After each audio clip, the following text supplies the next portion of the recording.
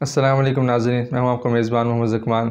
अगर आप एक मेडिकल स्टूडेंट हैं और आपको भी प्रॉफ आ रहा है तो उम्मीद है आप प्रॉफ की तैयारी भी कर रहे होंगे और साथ साथ अपने बहुत से नॉन मेडिकल दोस्तों और रिश्तेदारों से ऐसी बातें भी सुन रहे होंगे कि भाई अब तो आप डॉक्टर बन रहे हो, अब आप बड़े लोग हो गए हो, हम गरीबों को लिफ्ट नहीं करवाते, हमें मिलते नहीं हो। तो सबसे पहले तो मैं उन सब लोगों से माज़रत ख़्वाह हूँ और उसके बाद मैं उनसे कुछ बातें अर्ज़ करना चाहता हूँ कि भाई हम लोग ये अपने शौक़ से नहीं कर रहे होते हैं, हमारी मजबूरी होती है कि हमारे पास इतना टाइम नहीं बचता कि हम सारी अपनी रूटीन एक्टिव कर सकें। तो इस ज़िम्मन में मैं कुछ बातें अर्ज़ करता हूँ। 2018 में जब मेरा एडमिशन हुआ तो मेरिट लिस्ट लगने के कुछ दिन बाद हमारे एक रिश्तेदार प्रोफेसर फ़ारूक साहब मरहूम, उनके घर हमारा जाना हुआ। तो उनके बेटे डॉक्टर अजवत फ़ारूक साहब से मुलाकात हुई, तो जो कि मेरे बाद में टीचर भी बने कॉलेज में। उन्होंने कहा बेटा, पहले मुबारकबाद दी, फिर उन्होंने कहा बेटा आपको पहले कभी फ़ेल होने का एक्सपीरियंस हुआ है? मैंने कहा नहीं, अभी तक तो अल्हम्दुलिल्लाह नहीं हुआ। कहते हैं कि अब आप मेडिकल कॉलेज में जा रहे हो तो आपको ये फ़ेल होने का एक्सपीरियंस भी होगा। मुझे बड़ी थोड़ी अजीब लगी बात उनकी। उसके कुछ दिन बाद ही मैं अपने दोस्त के साथ अपने पुराने स्कूल मिलने के लिए गया टीचर्स से। तो वहाँ पे सारे टीचर्स ने मुबारकबाद भी दी और एक टीचर जो हमारे डिप्टी हेड मास्टर थे प्रोफेसर फ़याज़ वारन साहब, तो उन्होंने कहा बेटा आपने माशाल्लाह एडमिशन ले लिया, एडमिशन आपका हो गया, तो अब आपको और भी ज़्यादा मेहनत करनी पड़ेगी। हम दोनों एकदम चौकन्ने हो गए कि भाई हमने तो सुना था मैट्रिक कर लो, एफएससी कर लो, आगे मज़े हैं यूनिवर्सिटी लाइफ में, तो ये क्या बात कर रहे हैं। साथ ही उन्होंने एक बात वाक़या सुनाया, कहते कि मेरी बेटी भी अल्हम्दुलिल्लाह डॉक्टर है। तो उसने फाइनल ईयर में जब थी तो एक दिन मैं रात को सोने लगा, सोने से पहले मैंने उसे देखा तो रात 11 बजे वो पढ़ रही थी बैठी। मैंने कहा बेटा सो जो, रात हो गई है। कहती ठीक है बाबा जान मैं सोती हूँ। तो कहते मैं सुबह फजर के लिए उठा तो उस वक्त देखा मैंने उसे, तो उसी जगह पे वैसे ही बैठी पढ़ रही थी। तो मैंने उससे कहा बेटा आप सोए नहीं? तो वो कहती कि अब बाबा जान मेरा ना बस एक टेस्ट था, उसकी तैयारी कर रही थी। कहते मैं फ़जर की नमाज़ पढ़ने गया, उसने भी फ़जर पढ़ ली। फ़जर के बाद बस वो आधा या 1 घंटा सोई, उसके बाद वो कॉलेज चली गई। तो ये बात हमें थोड़ी अजीब लगी क्योंकि एफएससी तक तो ऐसी कोई सिचुएशन नहीं होती कि भाई रातों को जागना।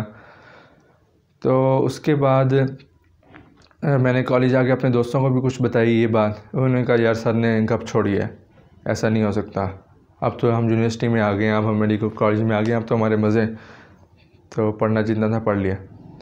तो उसके बाद जब जैसे जैसे वक्त गुजरता गया, हमारे टेस्ट वगैरह होते गए, स्टेजेस, इंटरनल्स और सेंडअप्स, प्रॉफ आया, तो सारी बातें ना सारे स्टेजेस से गुजरने के बाद वो सर की बात जो थी ना वो मुझे सच साबित हो गई। समझ आ गई कि भाई ये मेडिकल स्टूडेंट्स के लिए रात जागना तो कोई आम सी बात है।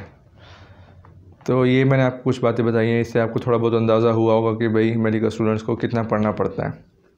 अब बताता हूँ कि मेडिकल स्टूडेंट्स को अगर हम क्लासीफाई करें पढ़ाई की बेस पे, वैसे तो बहुत तरह से क्लासीफाई किया जा सकता है।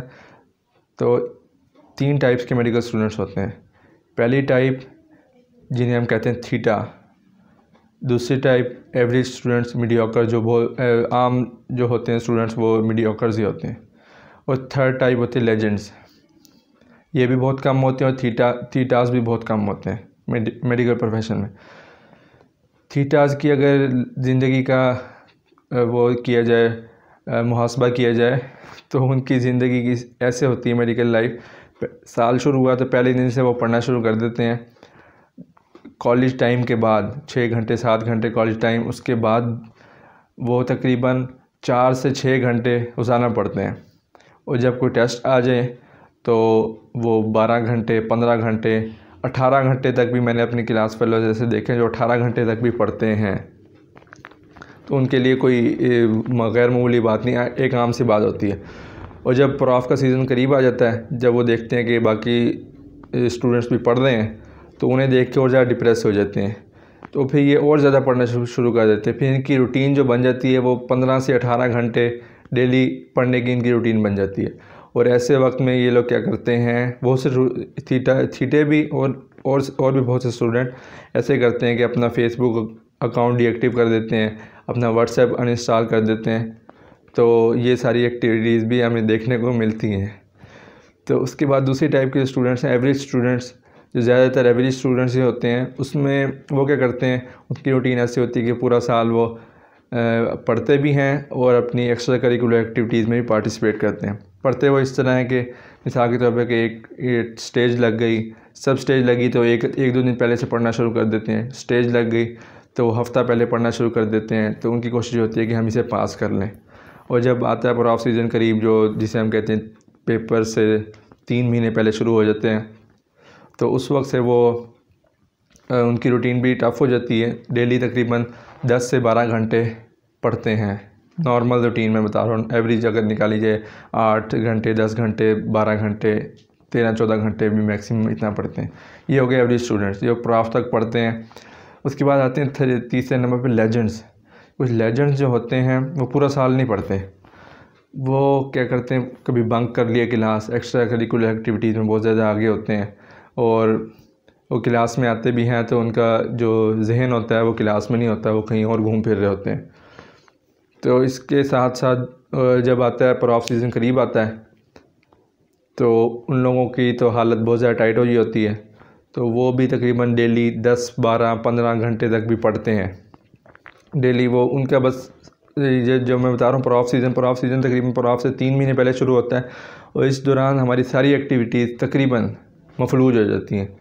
हमारा सिर्फ फोकस होता है अपनी पढ़ाई की तरफ और ऑफ पास करने की तरफ।